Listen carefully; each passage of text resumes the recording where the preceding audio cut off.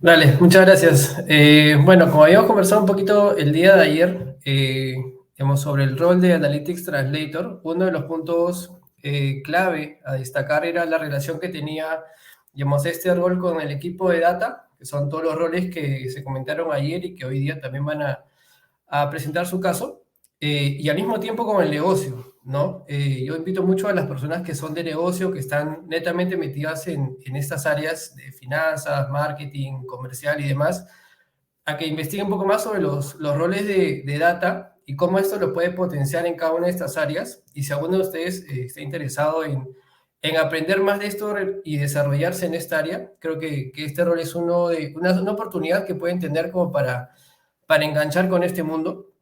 Y lo que quiero en esta oportunidad es mostrarles un poco cómo se desarrolla uno de estos casos donde interviene el translator, más allá de la parte técnica de un modelo, de hacer, digamos, un clúster, que definitivamente lo vamos a ver con Patricio, como ya presentó Javier previamente, y con los demás roles como la Data Science o Data Analyst y demás. Pero quiero que entiendan un poco cuál es el perfil del rol y cuál es, digamos, el- la ubicación que tiene este centrocampista, como le dice Javier, al Analytics Translator en los proyectos de data, ¿no? Así que ahí te pediría, Javier, pasar a la siguiente, por favor.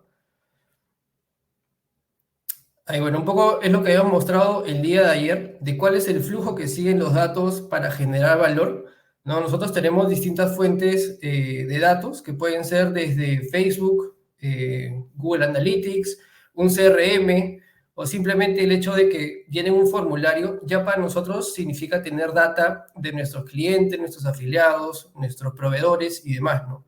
Entonces, todas estas son nuestras fuentes de negocios que están, digamos, detrás de ellas organizadas mediante un modelo de datos y que tienen que tener una calidad de datos pertinente para que todo el proceso se lleve a cabo de la mejor manera, ¿no? Luego de esto, nosotros podemos estar consiguiendo los insights, que esto, digamos, es un proceso que genera, yo creo, cualquier tipo de rol que maneje información del negocio, ¿no? Donde se pueden compartir descubrimientos relevantes. Algo que quiero destacar mucho es que los insights, y muchas veces el negocio, o algunas personas piensan que el insight uno sabe qué va a encontrar, y creo que el insight por sí mismo no puedes saber con exactitud qué cosa vas a encontrar, qué descubrimiento vas a encontrar, digamos, en el análisis de información que generes. Por ejemplo, ¿no? Si es que antes hay un producto, como pueden ser los videojuegos, ¿no? Que están enfocados solamente en niños y que hoy día la gente, bueno, de mi edad o gente mayor está comprando, es un insight que finalmente se ha dado con el tiempo y ahora los videojuegos se enfocan en un rango de edad mucho mayor, ¿no? ¿Por qué? Porque estas personas que antes eran niños y dependían de sus padres para hacer compras, ahora tienen la capacidad de hacer estas compras por sí mismos, entonces quieren recordar un poco lo que vivían hace tiempo o lo que no podían acceder. Entonces, ese es un insight a desarrollar, digamos, pero que no era visiblemente accionable años atrás, ¿no? Y en cuanto a procesos, creo que una vez que tienes el insight ya bien identificado, tienes que mapear todos los procesos para poder identificar, uno, qué se está haciendo hoy en día, cuáles son las plataformas que estamos accionando hoy y quiénes son los responsables de cada uno de estos procesos o de KPIs que vamos a identificar o a tenerlo como objetivo en el corto o mediano plazo, ¿no? Y una vez que tenemos ya todo esto identificado, sabemos cómo generar valor, ¿no? El día de ayer mencionamos el tema de una institución educativa, ¿no? En la que vamos a justamente desarrollar ahora, en la cual el objetivo principal era poder, bueno, obviamente generar mayores ingresos a través de la retención de alumnos, ¿no? Y un punto importante, digamos, del translator es que nosotros vamos, digamos, de atrás hacia adelante. Nosotros primero nos enfocamos en ver cómo vamos a poder traer valor para poder justificar también la inversión del equipo que va a estar involucrado e ir descubriendo paso a paso hacia atrás hasta ver cómo están las fuentes de datos y la calidad de los mismos para poder cumplir con el objetivo final, ¿no? Ahí te pediría, Javier, por favor, pasar a la siguiente. Ok, entonces, un poco para ya ir directamente al caso, lo que nosotros, digamos, hicimos dentro de este proyecto fue entrevistas con todas las áreas de negocio finanzas, marketing, la parte académica, que era súper importante, obviamente, en una institución educativa, y encontramos básicamente como 10 problemáticas que se repetían de forma sistemática, ¿no? Y luego las priorizamos en base a la valorización que tenemos de cada una de ellas. Es importante mencionar que no solamente encontramos problemas en cuanto a ingresos o data, sino también procesos de la misma distribución o disponibilidad de la información. Y esto es algo muy importante que tenemos que también llegar a darle un valor en cuanto a a las horas hombre o las horas mujer, ¿no? Que están involucradas en estos procesos de generar reportes que son recurrentes. Una cosa es hacer un análisis para encontrar un insight, ¿no? Es que es algo muy puntual. Y otra cosa son los reportes que hacemos recurrentemente cada fin de mes o cada quincena sobre información que ya tenemos disponible por distintas fuentes, digamos, que manejamos en la actualidad. Entonces, el poder generar un valor para este grupo que hace reportes de forma sistemática y que invierte su tiempo en esto, igual estamos generando un ahorro de tiempo para la empresa en cuanto a que estas personas pueden dedicar su tiempo a generar otro tipo de valor desde sus áreas, ¿no? Ya sea reduciendo costos, identificando nuevos insights y demás. Entonces también hay que valorizar ese tipo de optimizaciones para poder priorizar de forma adecuada, no porque sea un proceso de GDH donde estén involucrados, por más de que estén involucradas 50 personas, ¿no?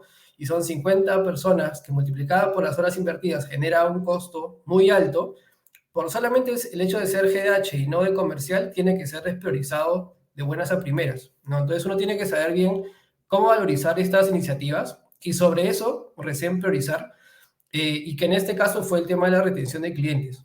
Por ejemplo, en ese momento no estamos hablando de traer más alumnos, porque ese no era un problema en esa situación, en ese momento de la empresa, sino que era, oye, tenemos una buena cantidad, nuestro costo de adquisición es bajo, pues o sea, sin embargo, se nos van muy rápido los estudiantes, ¿no? Obviamente estamos hablando de una situación post-pandemia, donde estamos en este momento híbrido, entre que no se sabía si iba a ser totalmente presencial, totalmente virtual, o finalmente como fue que empezó de forma híbrida. Entonces, más o menos para graficar la situación que era la actual que encontramos, que el mes uno teníamos un montón de estudiantes que generaban un ingreso de forma recurrente, ¿no? Pero al mes 2 ya se iba gran parte del alumnado, por lo cual de arranque, digamos, esa captación inicial se veía afectada y obviamente impactaba en el presupuesto de todo el año, porque se iba muy rápido. Entonces llegábamos al mes 5 con muy pocos alumnos. No es posible eliminar, digamos, la deserción de estudiantes o la deserción de clientes, de afiliados, de proveedores y demás, pero sí podemos reducir, digamos, la velocidad con la cual se están yendo, ¿no? Entonces lo que queríamos lograr era traspasar, digamos, esta velocidad a los últimos meses y no necesariamente perder, digamos, ingresos de forma tan acelerada como podría estar pasando en el momento actual. Entonces, ahí para pasar a la siguiente, por favor, Javier. Como verán, el objetivo final era pasar, digamos, de la deserción que teníamos en el mes 3, pasarla al mes 4 y nunca llegar al mes 5 con esa cantidad de alumnos, con lo cual ya de por sí estábamos generando mayor cantidad de ingresos sin enfocarnos en, digamos, las ventas como tal o nueva captación, sino simplemente mejorando nuestra gestión actual. Entonces, para ir al siguiente paso, que ya es ver la parte de procesos, que es como les comentaba, ahí te pediría pasar a la siguiente, Javier, porfa. Lo que teníamos que hacer era diagramar todo el proceso que teníamos hoy en día que afectaba la retención.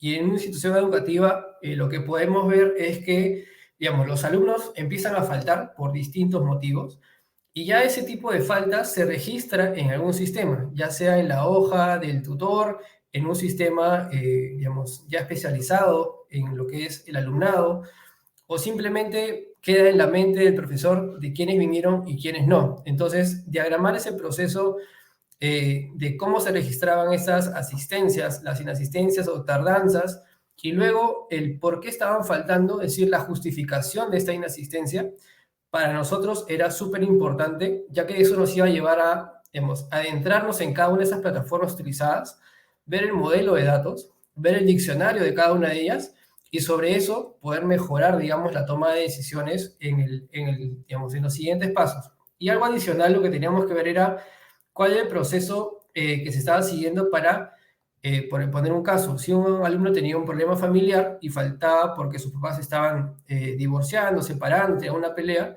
¿qué acciones tomaba el colegio, ¿no? Para atender ese caso? Porque era un potencial retiro que estaba viéndose en el camino. Entonces, ese proceso también es importante para que al momento de involucrar la parte técnica, que pueda ser un modelo, pueda ser digamos, el mejor modelo predictivo en base a la información, comprometer a la parte académica en, oye, este proceso de retención tiene que atender distintos casos, ¿no? Porque ya hemos evaluado, hemos encontrado cuáles son las mayores causas de deserción y para cada una de ellas tiene que haber una acción diferenciada. No es igual que una persona no tenga una tablet en su casa, un celular, una laptop, ¿no? A que tenga problemas familiares, problemas económicos o que la ruta de llegada al colegio sea totalmente inaccesible. Entonces, eso sí se plantea desde este momento para poder adentrarnos a detalle y conocer bien la estructura del colegio, la información, los procesos y sobre eso proponer algún tipo de solución. Hasta este punto lo que estamos llegando es que si hay un proceso, si hay información, no hemos conocido la calidad de la misma, pero podría ir tomando forma a tener un modelo predictivo de cuáles son los alumnos con mayor probabilidad de tener una deserción.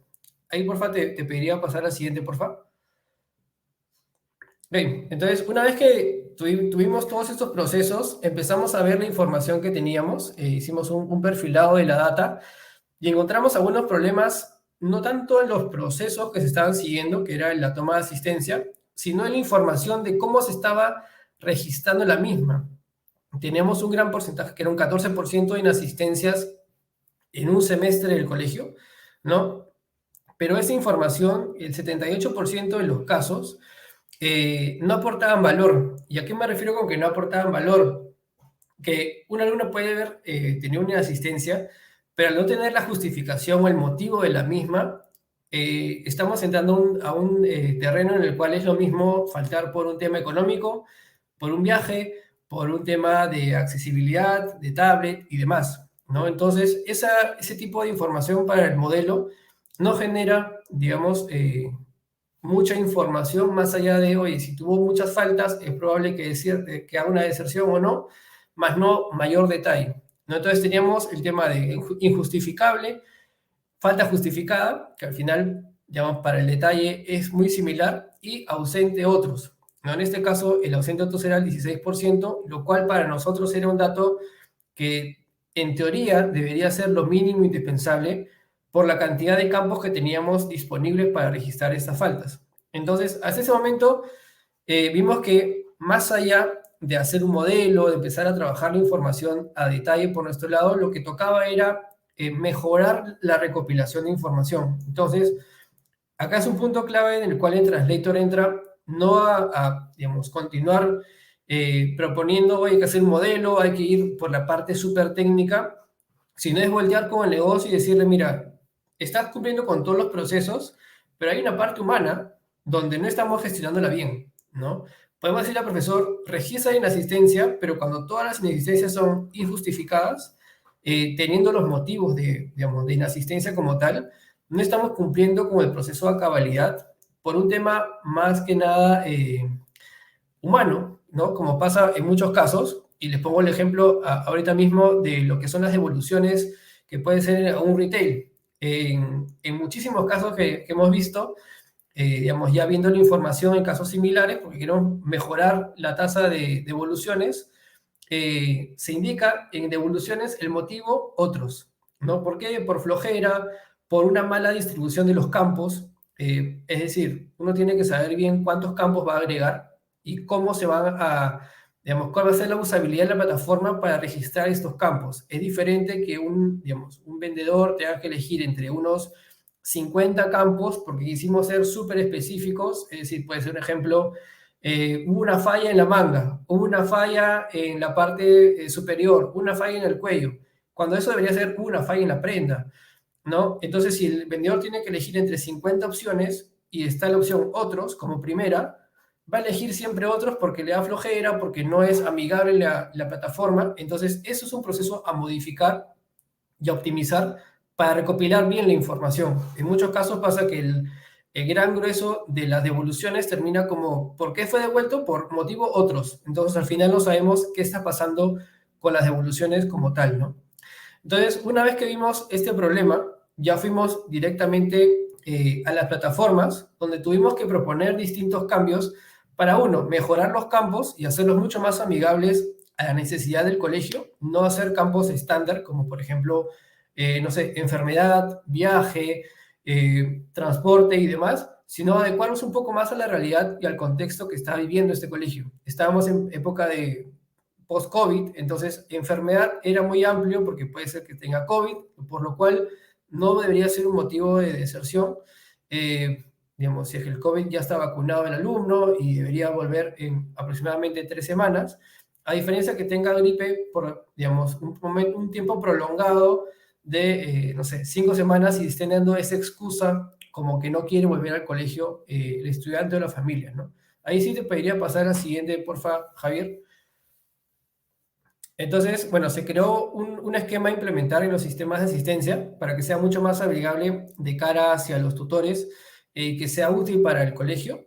Se capacitaron a los maestros, no, no es, digamos, solamente lanzar la plataforma y se acabó, sino que hay que capacitar a profesores, saber a qué nos referimos con cada campo para sobre esto poder captar información que realmente nos genere valor y explicarles también para qué lo estamos haciendo. En muchos casos, y me ha pasado, la respuesta que tenemos es, pucha, pero ¿qué tal chamba, no? Me estás dando más trabajo. Y efectivamente, le estamos dando una chamba más de registrar doblemente, digamos, la asistencia de inasistencia y el motivo, pero en ese caso de explicarles para qué es, para que sus alumnos dejen de faltar, para que sus alumnos no se retiren del colegio, le das una motivación al tutor y también, oye, es una responsabilidad mía que el estudiante no se vaya. Entonces también es engancharlos un poco a la parte académica, a la parte administrativa, a la parte de TI, de que todos están trabajando en pro del negocio, ¿no? Eh, Luego se estableció un plan de acción para los casos considerados graves de inasistencia. Como les mencionaba, hay que tener distintos procesos dependiendo de la gravedad del asunto. No es lo mismo atender un caso, por poner el tema de retail, ¿no? Problema, no sé, de un producto que estaba totalmente roto a que tenía un hilo fuera del, digamos, sin cortar o que, no sé, una mancha, ¿no? Si un producto llega roto, es que no pasó un proceso de calidad de ninguna manera, entonces tendría que haber distintos procesos para atacar cada uno de estos casos. Y luego se desarrolló un piloto en un grupo minoritario de colegios para evaluar que esto funcione, que en verdad estos nuevos campos tenían un impacto positivo en la retención y luego ya trasladarlo a todo el colegio. ¿Por qué hacemos esto? ¿Por qué tenemos que estar detrás, digamos, de la iniciativa y validar los resultados?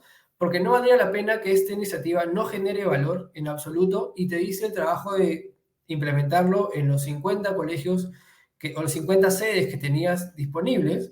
Es un esfuerzo súper grande y después, digamos, desarrollar todo un análisis del impacto en los 50 colegios es muy complejo de buenas a primeras, y en cambio si lo haces en un grupo de unos 5 o 10 colegios, puedes controlarlo mucho más, valorar mejor cuánto está impactando en el negocio en estos 5 o 10 colegios y luego bajo el mismo esquema, con algunas mejoras que siempre existen, llevarlo a los 50 de una forma mucho más estándar, ¿no?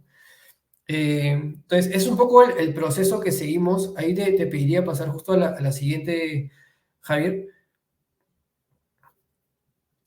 Es un poco el proceso que hemos seguido, si bien el flujo de la data va de data a valor, nosotros fuimos de valor a la data, ¿no? Viendo cómo íbamos a generar valor mediante la retención de alumnos para tener mayores ingresos.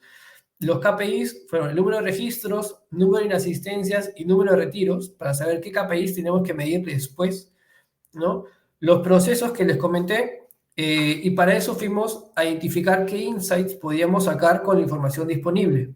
Una vez que vimos estos problemas con la data, y obviamente haciendo el perfilamiento y demás, y entendiendo bien dónde estaban estos problemas, digamos, de identificar el problema como tal de inasistencia, fuimos a la fuente para mejorar esta recopilación de información y aplicar el piloto que si todo esto siguiera, digamos, con un flujo constante, generaríamos mayor valor porque tenemos ya determinados cuáles son estos procesos nuevos, diferenciados, ¿no? Y teniendo esta información ya recopilada con calidad y con consistencia, de buenas a primeras deberíamos estar generando valor según indica la teoría.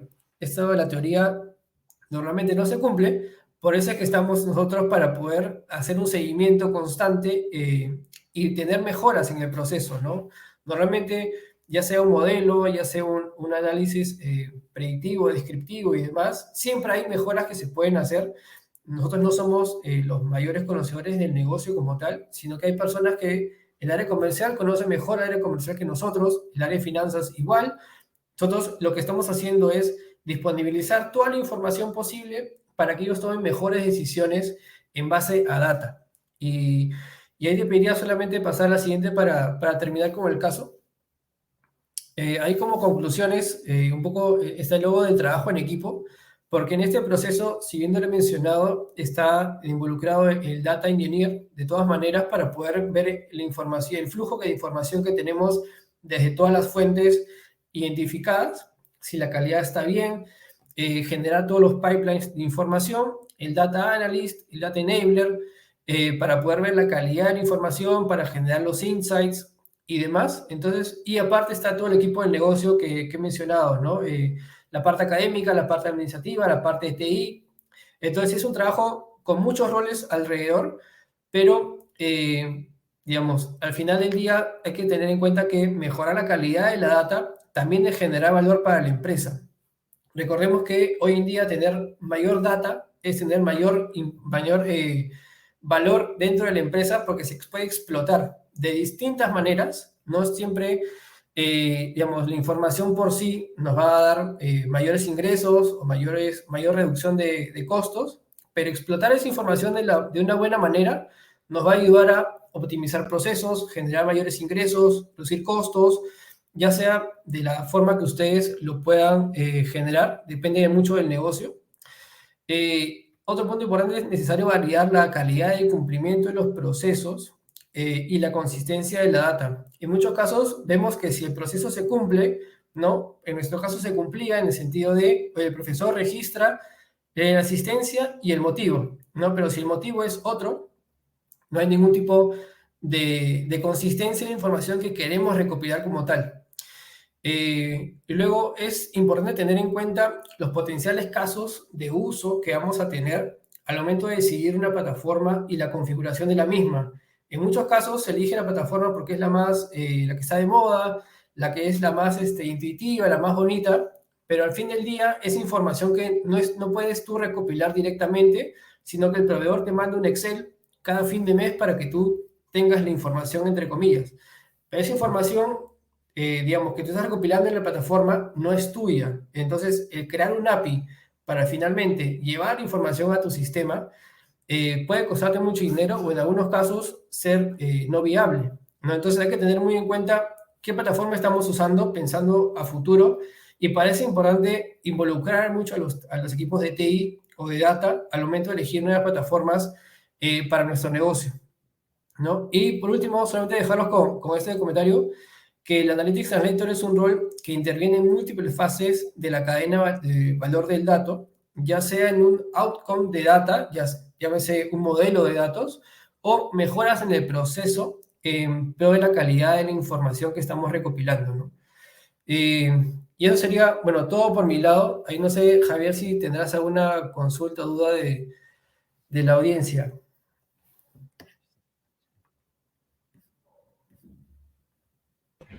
Sí, así es, Jorge. Aquí nos consultan Carlos Ruiz, ¿no? ¿Qué herramientas se recomienda para para que se pueda usar en el modelado de procesos? Mira, yo estoy usando el modelado de procesos.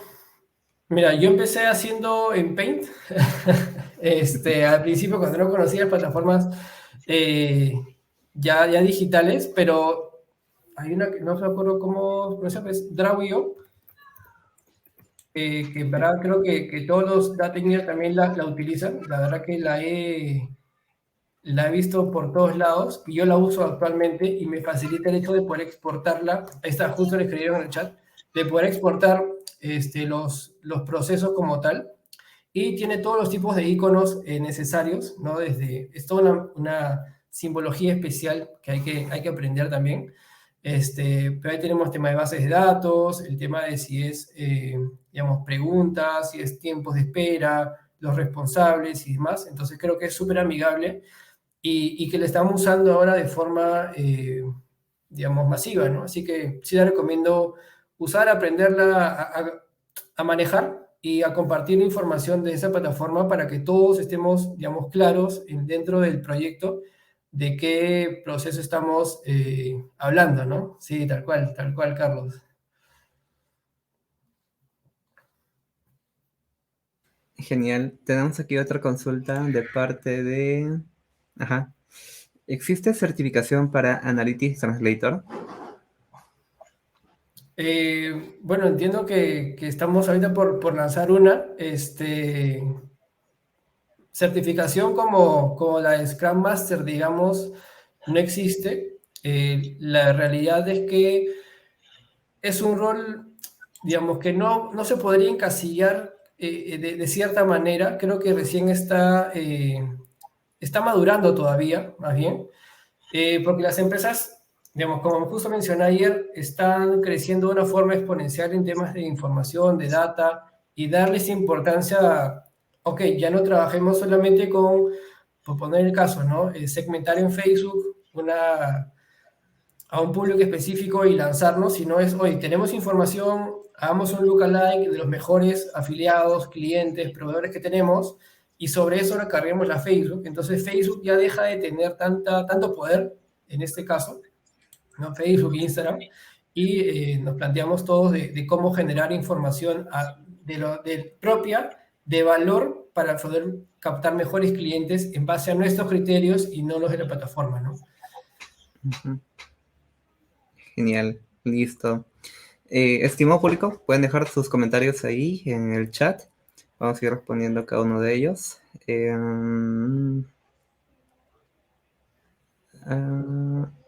Aquí tenemos otra consulta. A ver. Listo. Nos pregunta Eudes Benítez, ¿no? ¿En qué casos es recomendable usar herramientas cloud como AWS u otros versus desarrollo in-house usando open source? ¿No? Ya que esta Ujú. decisión afecta en costo, rapidez, implementación, escalabilidad. Eh, Mira, un poco siempre va a haber un depende, es algo que creo que lo repiten todos. Lo que yo recomiendo, más allá de qué estés usando, si es un desarrollo in-house o cloud, es que la información que vayas a llevar, digamos, de las fuentes como tal, por ejemplo, AWS o Google, sean mediante casos de uso. En muchos casos lo que está pasando es que quieren, oye, tengo 5 fuentes, tengo un montón de información, todo llevarlo a la nube y te cuesta un montón de plata porque, digamos, pagas por el espacio que vas, digamos, almacenando y no te genera valor. La realidad es que tener todo en la nube y no aprovecharlo no genera un valor, genera el mismo valor que no tener la nube, ¿no? Entonces, tienes que identificar qué casos de uso vas a implementar, sobre eso llevarlo a la nube, desarrollar alguna iniciativa que te genere valor, que te empiece a, digamos, redituar lo que estás consumiendo en la nube o el desarrollo in-house, y sobre eso ir cargando más información. A la larga vas a cargar, digamos, la gran cantidad de información que tienes en las fuentes. Entonces yo creo que tienes que identificar muy bien, uno, el caso de uso, digamos, el core del negocio, la información del core, llevarla a la nube o al desarrollo in-house. Yo en este caso, bueno, siempre he trabajado con AWS o con Google o con el Azure, eh, pero siempre por caso de uso, para poder, uno, tener un menor costo de almacenamiento, ¿no? Y sobre eso generar valor lo más rápido posible.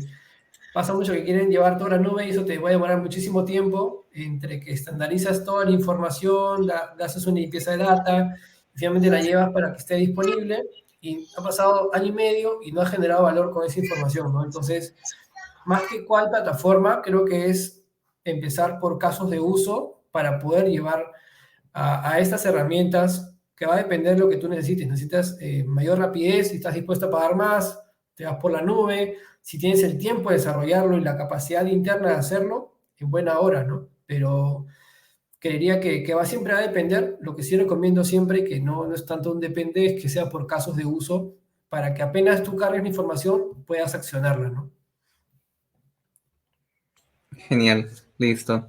Tenemos dos consultitas y de hecho es algo que ayer en la charla también estuvimos hablando. Ahí Jorge, de forma puntual, ¿no? Ahí responder ambas, ¿sí? Joseph nos pregunta qué conocimientos debe tener un data translator y nos consulta también un poco la carrera universitaria.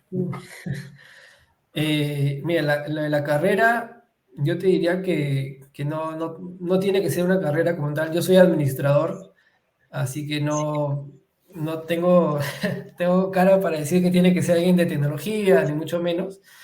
Creo que tienes que querer aprender mucho de tecnología si no eres de una carrera de informática, porque te vas a topar con muchos roles que hablan un lenguaje que tú no dominas por la carrera misma, por la experiencia, pero algo importante es que conozcas mucho del negocio, que sepas cuáles son las palancas que tienes que mover para poder generar, eh, digamos, valor.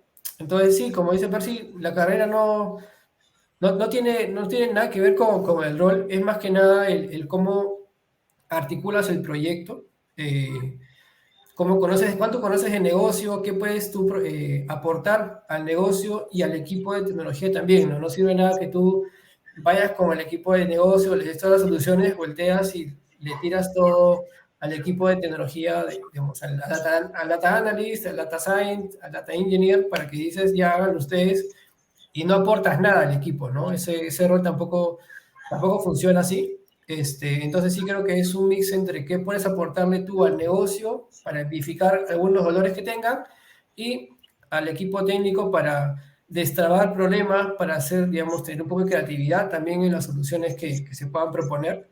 Eh, y la anterior se me pasó ahí con el comentario de Percy, se me voló. Pero ¿qué conocimientos debe tener? Bueno, como he comentado un poco de negocio, de identificar cuáles son las palancas que te mueven, los ingresos, los costos, la optimización de cada uno de ellos. Y la parte técnica, yo creo que saber, digamos, un poco de estadística, por lo menos SQL, Python, mucho de Excel. Creo que Excel te va a dar mucha base para continuar aprendiendo lo que es todo el mundo de data. Y de ahí muchas ganas de aprender, muchas ganas de estar en contacto, de preguntar. eh, el modelo de datos, básicamente, tienes que tenerlo súper claro y manejar básicamente cosas grandes, ¿no? Eso Listo, es. genial. Y una última consultita de parte de Ernesto sobre la definición de KPIs, ¿no? ¿Qué criterios sugiere considerar para elegir los indicadores claves que realmente nos permite medir y mejorar los procesos y resultados? Bueno, acá depende del valor que quieras generar, ¿no? Creo que tienes que identificar muy bien, y ahí está un poco el olfato que comentaba del negocio, porque cuando vas con el área comercial y te dice, por ejemplo, ¿no? Quiero vender más. Ya, ok, entonces hay que ver cuáles son tus KPIs que estás midiendo hoy en día tú, que tenemos disponibles, digamos, a veces que no está la información a la mano. Y si me está midiendo, oye, ¿cuánta gente estoy impactando con mis publicaciones, con mis campañas? ¿Y cuánta es la conversión? Ok, entonces la conversión ya de por sí es algo importante, ¿no? El costo de adquisición, el costo por lead que estoy trayendo, si mi costo por lead es súper bajo, pero la conversión es, digamos, muy mala y es muy alto el costo de adquisición, en todo caso, entonces es mejorar, digamos, la conversión y no tanto el costo por lead, ¿no? Entonces va a depender mucho de cómo esté el negocio, de la madurez que tenga en cada una de las áreas. En algunos momentos va a ser, por ejemplo, ¿no? el número de ingresos, de ventas en general, y en otro momento serán, en el mismo proceso, es el costo de adquisición como tal. ¿Por qué? Porque quieres tener una base de clientes súper alta al inicio y después quieres optimizar los costos ya teniendo una base de ingresos estable. Entonces, digamos, depende del estadio del proceso y del objetivo que tú quieras manejar.